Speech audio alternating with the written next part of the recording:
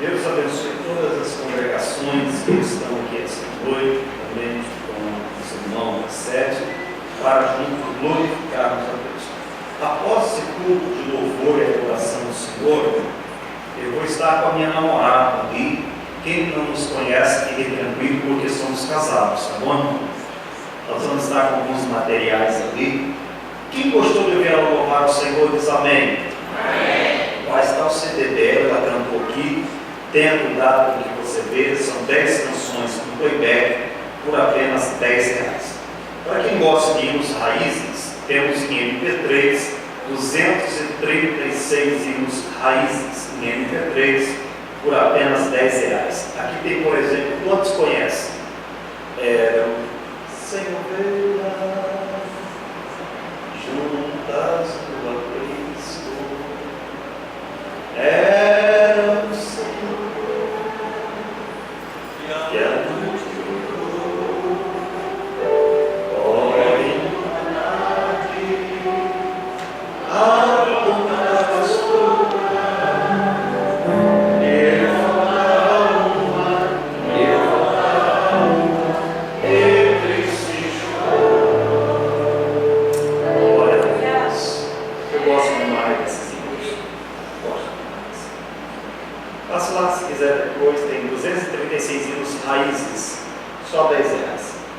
Livros, história bíblica para criançada, com iniciatividade bíblica, tem livro de R$20, tem livro de apenas R$5. Passe lá, se você quiser. Nós temos um projeto chamado Cristo é o Nosso Alvo. Essa aqui é a camiseta do projeto.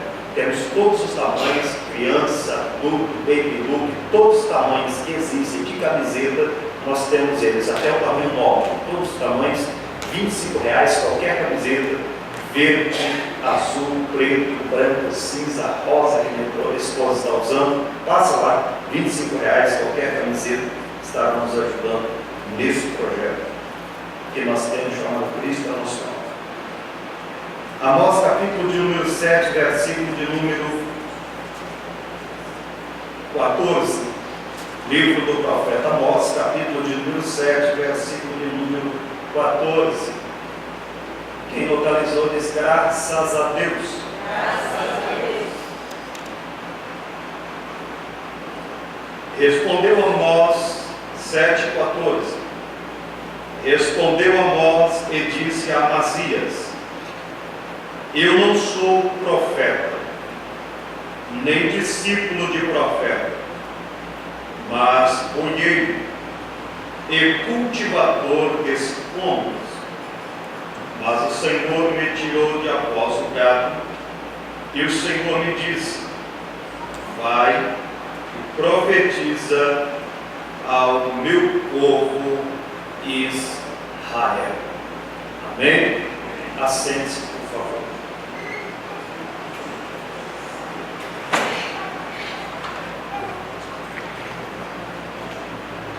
A expressão bíblica que fizemos menção esta noite está nos falando a respeito de uma justificativa. E esta justificativa ela é dada pelo profeta Amós.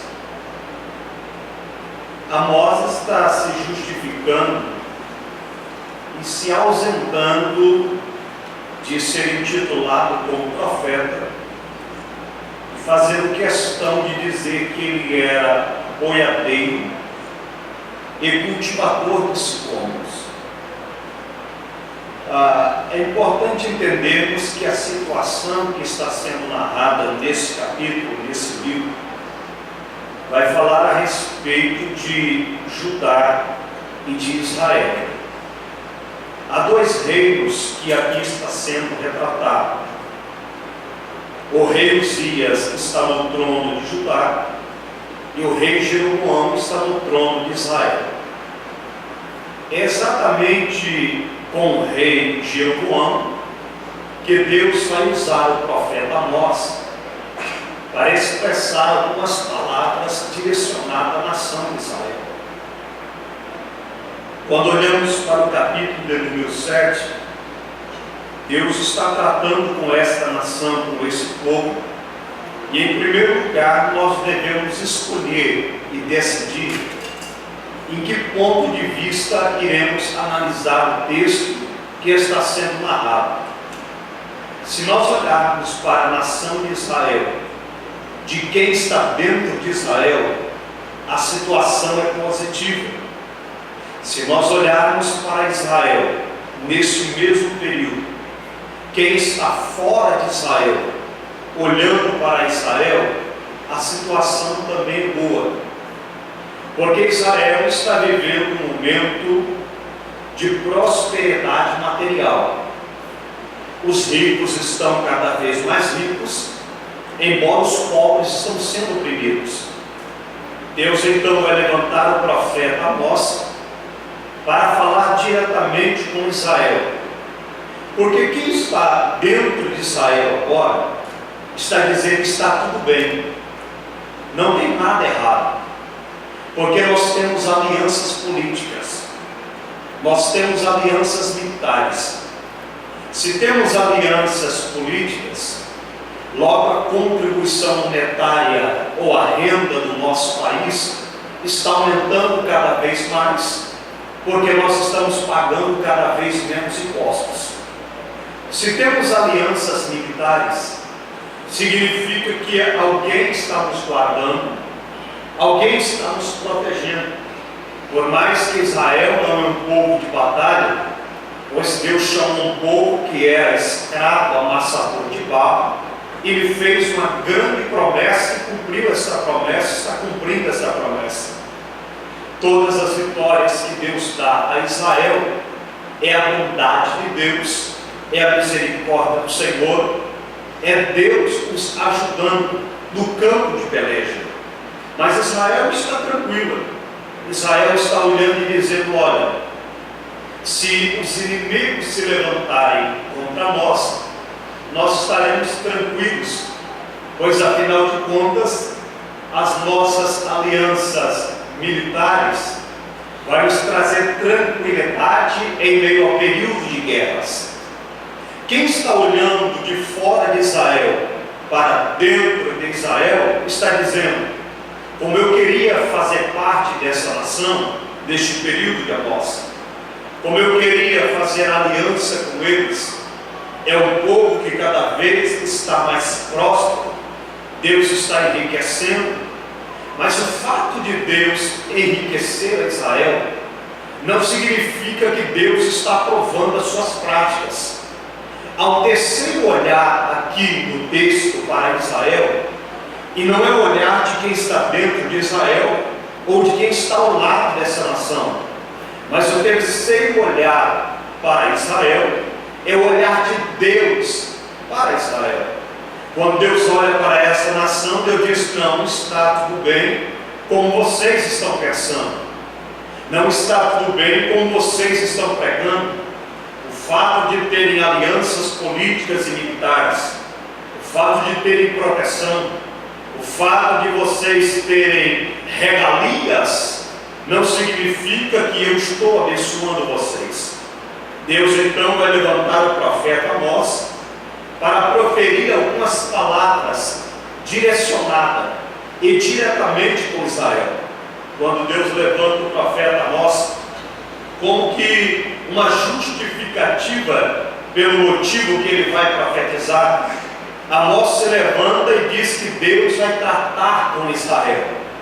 Mas quando Amós se levanta dizendo que Deus iria tratar diretamente com Israel, o rei que está sentado no trono, ele tenta dormir, mas não consegue. O rei Jeroboão deita no travesseiro, mas o sono não vem. O sono some do rei Jeroboão.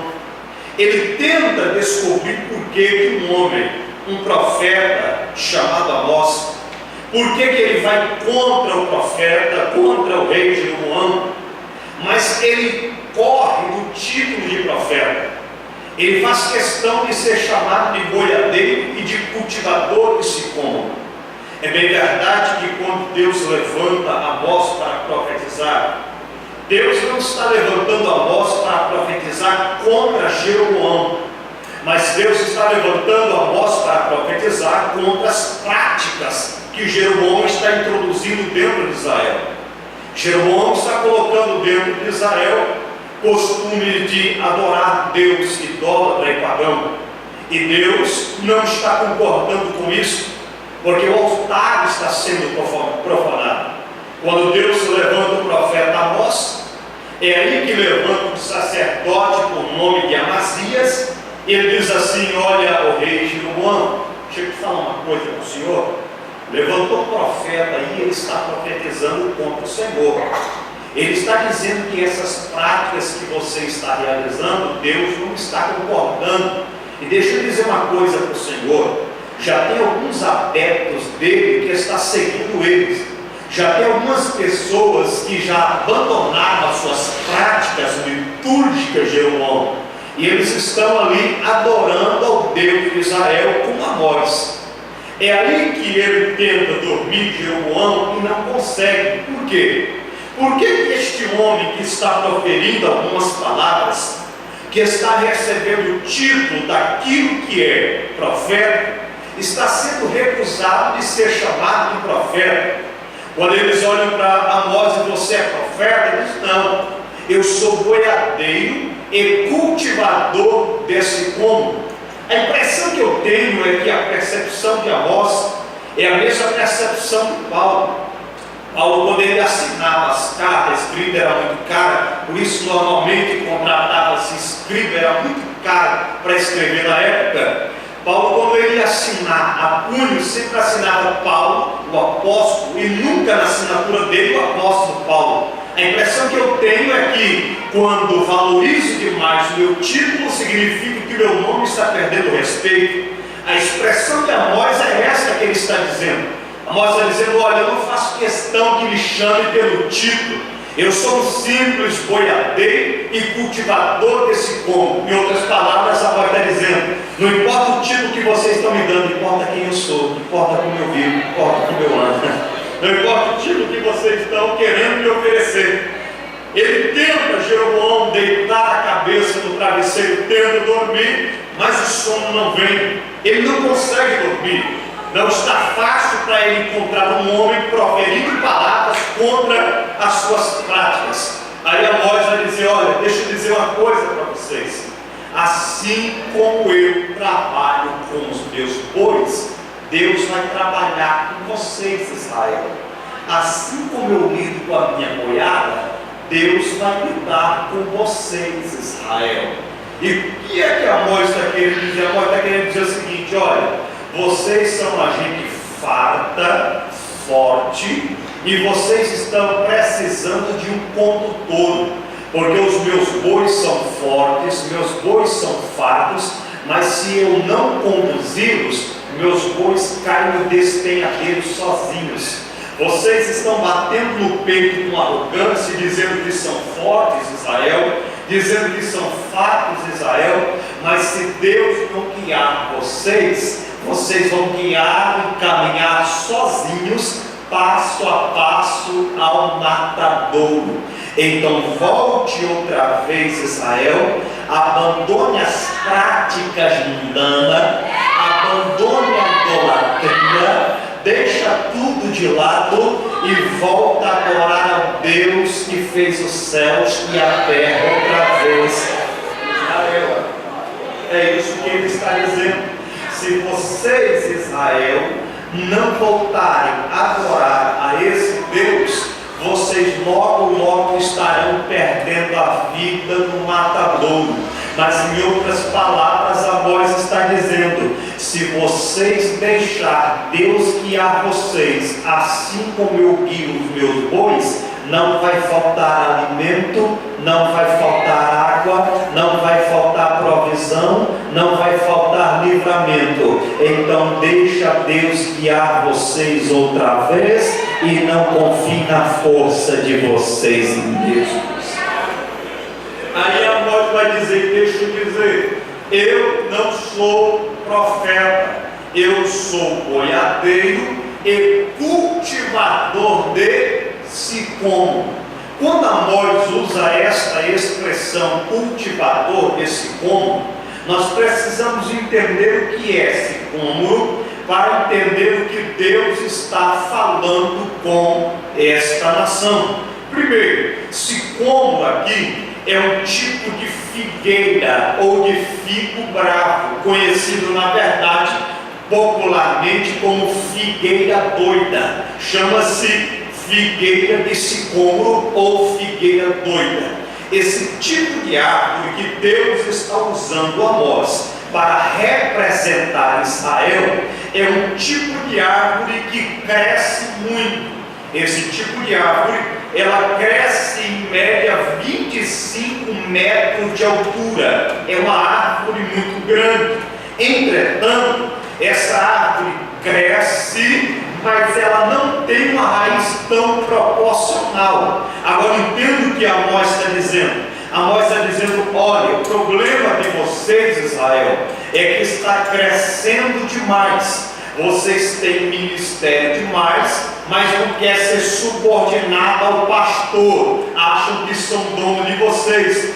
Vocês crescem demais, pregam demais, mas vivem de menos. Vocês cantam muito, mas vocês oram pouco. Vocês têm talento, mas estão perdendo a essência do caráter.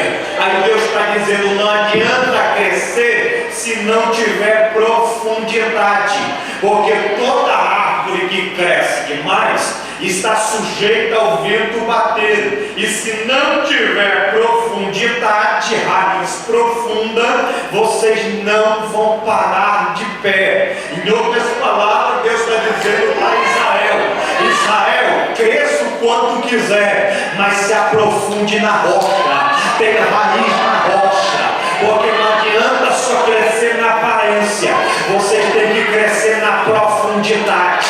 Não adianta só crescer para todos verem. Cresce na palavra, cresce na oração, cresce no jejum, cresce na profundidade da Cristo.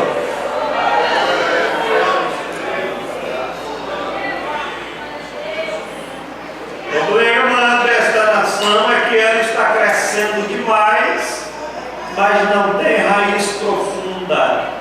Tem gente que cresce, aparece, todo mundo vê e diz: é o fulano, é o Beltrano, é a quarta pessoa da Trindade, não aguenta nem o vento. Primeira tempestade, desisto, não vou na igreja, passou qualquer prova, não quer ser mais. Por quê? Cresceu na aparência, mas não tem profundidade. Mas eu quero louvar a Deus pela tua vida. Está crescendo na aparência, mas está crescendo com raiz profunda na palavra, com raiz profunda na presença da rocha que é Cristo. Israel, esse é o problema, ele vai crescendo. Toda árvore de raiz profunda, ela suporta a tempestade. Toda árvore de raiz profunda pode vir a diversidade que vier, ela está firme na rocha. Quando vem o vento, aquela árvore de raiz profunda, todos dizem: vai cair, vai arrancar, vai derrubar. Ela pode até dobrar, igual a palmeira do banhado. Ela pode até dobrar, mas quando o vento passa, ela se coloca de pé no mesmo lugar. Às vezes quem olha para você e diz assim: vai cair com aquela prova, vai cair com aquela adversidade, vai parar de servir a Deus, vai parar de vir na igreja. É só o vento que está soprando. De repente, quando a tempestade passa, você está de pé na mesma posição, no mesmo lugar, na mesma igreja, dirigindo o mesmo departamento, dirigindo a mesma congregação, fazendo a mesma obra. Alguém olhou para você e disse: por que não caiu com aquele vento? Por que não caiu com aquela prova? Porque não cresceu só na aparência, cresceu na profundidade, tem raiz profunda. Quem está falando com alguém aqui agora? O vento que está soprando não vai arrancar você do lugar. A tempestade que está soprando não vai arrancar você do lugar, porque Deus está dando a cada dia raiz profunda no teu ministério, raiz profunda na tua chamada, raiz profunda no teu casamento, raiz profunda na tua família. Tem raiz profunda.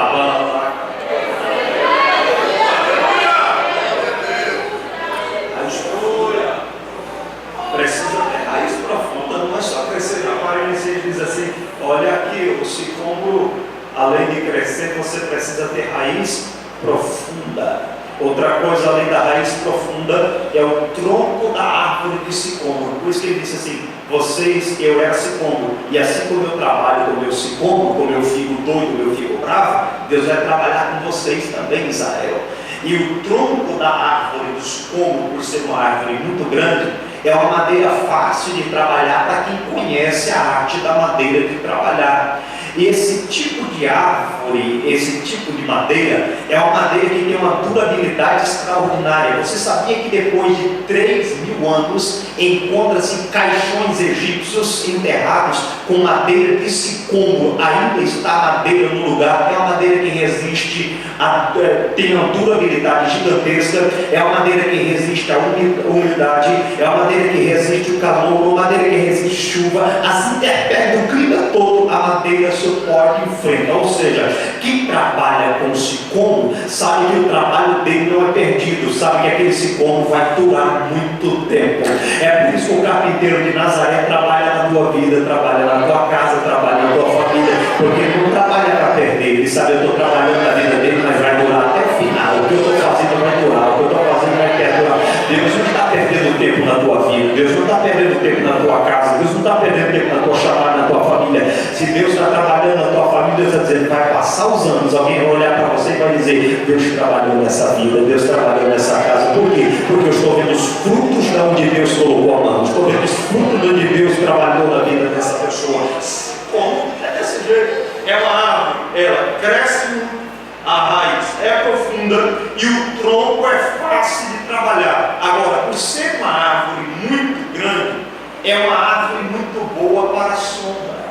A árvore do sicômoro é uma árvore que tem uma sombra muito grande. Deixa eu fazer uma pergunta para vocês, irmãos. Alguém já entrou debaixo de uma árvore e descansou em uma sombra? Quem já fez isso pelo menos uma vez na vida? Levante a mão com Deus. Quem já descansou? Deixa eu perguntar uma coisa para vocês.